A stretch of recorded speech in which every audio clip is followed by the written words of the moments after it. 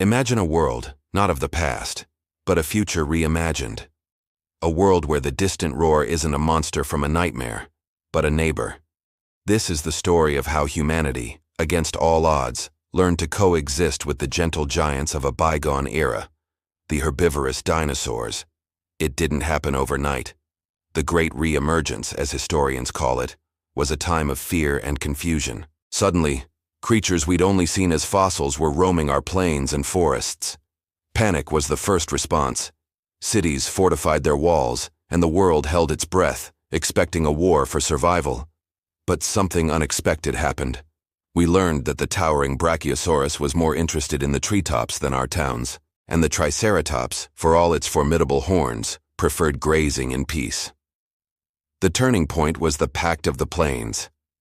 In the sprawling grasslands of what was once North America, small nomadic communities were struggling. They were vulnerable not just to the newly emerged carnivores but to the harsh environment itself. One fateful season, a pack of Utah raptors descended on a settlement. The people were outnumbered, their defenses failing. Just as all seemed lost, a herd of Parasaurolophus, startled by the commotion, charged through the area.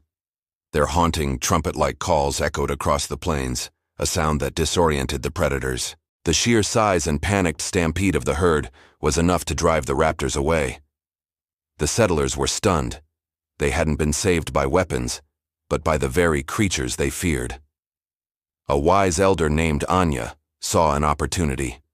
She began leaving offerings of fermented fruits and nutrient-rich ferns at the herd's favorite watering hole. It was a slow, patient process. Weeks turned into months. The Parasaurolophus, intelligent and social creatures, began to associate the humans with these treats. They grew less skittish, allowing the settlers to get closer. This was the first step. The humans realized they could offer something the dinosaurs desperately needed: protection. Using their ingenuity, they developed sonic repellents, devices that emitted frequencies unpleasant to carnivores but unnoticed by the herbivores. They stood guard during the vulnerable nesting seasons, warding off egg thieves like oviraptors and keeping watch for the silent approach of larger threats. The dinosaurs in turn began to recognize the humans as allies. A strange, symbiotic trust began to form. The real revolution came with transportation.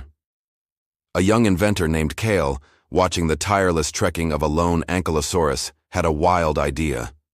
This living tank, covered in bony armor and weighing several tons, was impervious to almost any threat. Kale spent years studying its movements, its temperament. He designed a light, secure howdah, a saddle-like structure that could be safely mounted on the creature's broad back without causing it any discomfort. The first ride was terrifying and exhilarating. Perched atop the lumbering giant, Kale saw the world from a new perspective.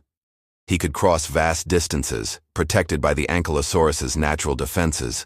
Soon, Anky trains became a common sight, caravans of armored dinosaurs transporting goods and people between settlements, their powerful tail clubs a potent deterrent to any would-be attacker. Trade flourished. Isolated communities were connected. The partnership diversified.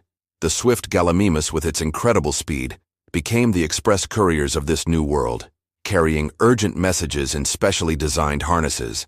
The towering Brachiosaurus, with their long necks, helped in construction and harvesting fruit from impossibly high branches, becoming living cranes. Children grew up not with stories of dragons, but with tales of their family's loyal Triceratops, whose protective frill and horns made it the ultimate guardian for a homestead. Of course, it wasn't a perfect utopia. Tensions still arose. A rogue Stegosaurus could be a destructive force, and the ever-present danger of carnivores like the Tyrannosaurus rex was a constant reality. But humanity's role had shifted. We were no longer just survivors. We were shepherds, guardians, and partners. We learned the dinosaurs' languages, not of words, but of calls, postures, and social cues. We developed veterinary medicine to care for them, healing their injuries and helping them thrive. Our cities changed too. Architecture became grander, more open, designed to accommodate our massive companions. Dino docks were built on the outskirts of towns, and wide green corridors allowed herds to migrate peacefully through human territories.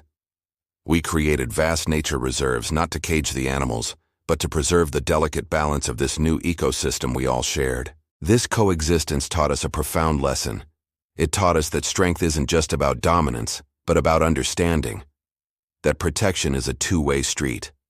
By offering our intelligence and care, we received in return not just transport and defense, but a connection to the natural world deeper than we could have ever imagined. We looked at a stegosaurus and saw not a monster, but a protector. We heard the call of a parasaurolophus and heard not a threat, but a friend. In this world, humanity found its place, not as conquerors of the planet, but as part of its magnificent, living, breathing tapestry. We learned to walk with giants, and in doing so, we became something greater ourselves. It's a testament to the idea that even across millions of years, the most powerful force in the universe isn't fear, but mutual respect and the courage to build a shared future. Thank you so much for journeying with me into this incredible world. If you enjoyed this story, don't forget to like, subscribe, and hit that notification bell for more tales from the edge of imagination. Let me know in the comments which dinosaur you'd choose as your companion. Until next time, keep dreaming.